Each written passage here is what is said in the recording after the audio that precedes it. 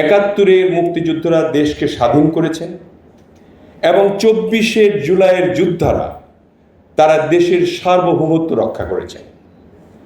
এই সার্বভৌম দেশকে যদি এই 24শে জুলাইয়ের যোদ্ধারা যদি রক্ষা না করতেন, আমাদের সার্বভৌমত্ব থাকতো না তোদিন। এটা একটা হাতে চলে গিয়েছিল, আপনারা সবাই তা উপলব্ধি করতে পারেন। তার থেকে আমরা পরিত্রাণ পেয়েছি।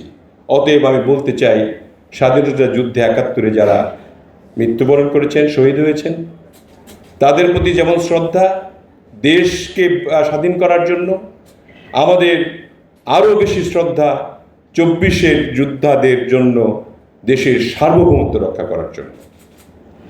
কারণ সার্বভৌম দেশ না হলে স্বাধীনতার কোনো মূল্য থাকে না। সেই কারণে আমি আমার তরফ থেকে সারা জীবন তাদের প্রতি এই শ্রদ্ধাটি থাকবে, আমি যতদিন বেঁচে থাকবো।